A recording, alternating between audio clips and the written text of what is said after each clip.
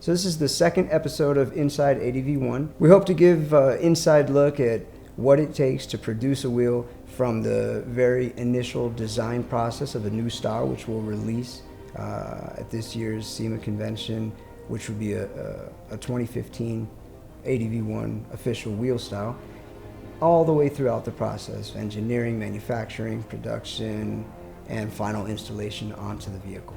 The first part of the process obviously is coming up with the design of the wheel. So coming up with something different is pretty much impossible. And for the most part, everything is, in terms of wheel design, is a variation of another. Small details really make an entire different wheel from another.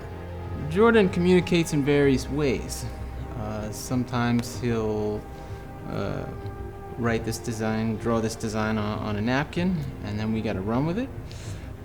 But more often, he'll use Photoshop and make some modification to one of our existing wheels, and that's kind of how he communicates the design look he's going for.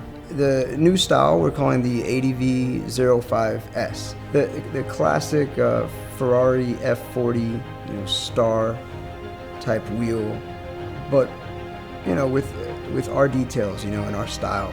Usually there's a lot of back and forth between Jordan and the engineering team because Jordan's very detail oriented about the overall look of a wheel. Even just one tiny detail that doesn't look right, he'll ask us to revise until we just get the perfect wheel. Once we get to the point where we're ready to move on with the style, so the design is all done, we'll make some 3D renders.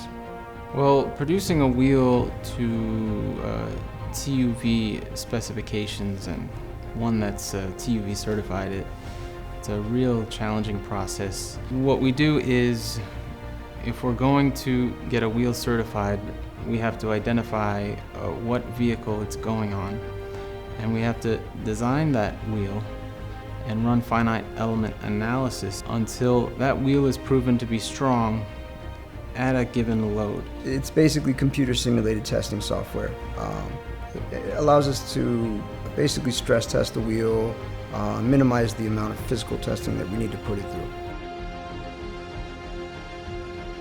So we've got the first of three pretty much finalized, and engineering process is all wrapped up, and now at this point it's ready to be released into machine.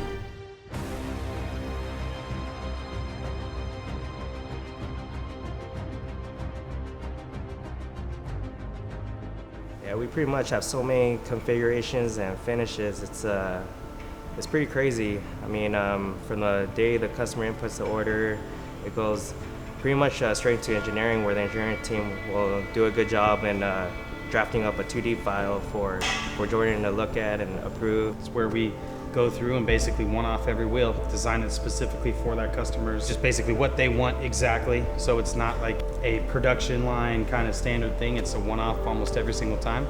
And Terrence, he has a lot of work when new orders come in because he has to input all of those, but Terrence handles all of that, all the production scheduling, and he'll prioritize the orders. From then, it'll go straight into machining, where the lathe programmer and mill programmer takes it into their own hands and drafts up their engineering files, comes up with the programs to get the metal rolling.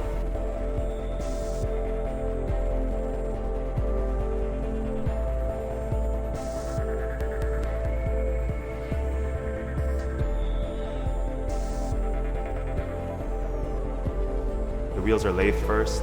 From lathing, it goes to the milling process, where the actual design will be cut into the forged blank. From there, it goes into drilling, putting in the right PCD code, and straight out to finishing.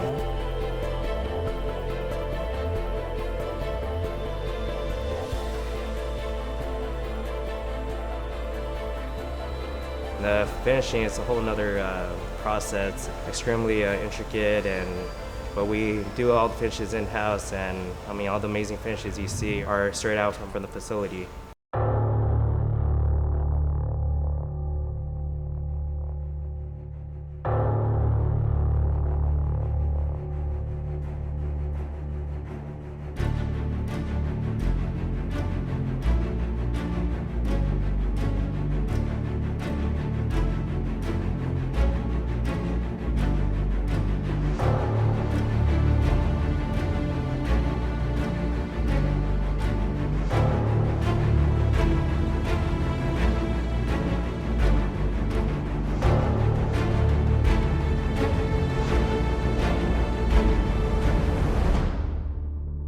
always have to be very careful with QC because customers expect a lot from us, and we definitely want to meet the high quality requirements that customers expect out of us. So yeah, we check it very thoroughly, and then once everything is good, from there on we can finally build the wheels, and that's when Terrence and the board get together with a assembly list for the day, and you see all the wheels are assembled.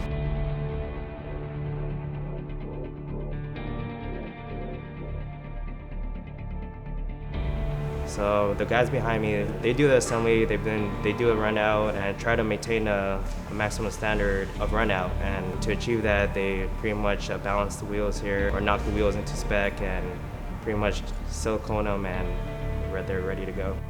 The balancing equipment is very detailed.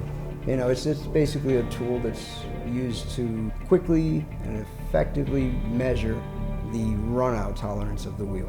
We document every wheel individually with video documentation. The reason for that is basically to provide proof of exactly what condition the wheels were in upon assembly, and basically the last point a human hand touched the wheel before it was shipped out. So basically, after the guys have already checked that the wheel is perfect, I get an email from Terrence. It's a quick cell phone photo of a wheel. He says, hey, come downstairs and take a picture of these wheels. So I take the photo. There's probably about 8 photos, and you can see those on our newborns portion of our website. Newborns, they're important because most of our clients come from seeing newborns. They're like, hey, I like that wheel. Can I put that on my car? And a million times out of 10, it's always going to be like, yeah, we can make that for your car. So all these changes and improvements that we've made over the past 18 months or so, this CS series line is kind of the accumulation, or whatever the word is, for all of that going into a new development. Strength, CUV compliancy, weight, performance, all these factors. And at the end of the process, if I'm not absolutely in love with every detail of the wheel, every single detail, no wheel that we offer, none of our styles, should be anything that I wouldn't love to have on any of my cars. I want to be in love with every single wheel style that we've got, and that gets harder and harder to do. So to sum it up, I take the wheel design process very, very seriously. I think that it is part of this company. It's what this company is. It's what sets us aside from others, and I enjoy it.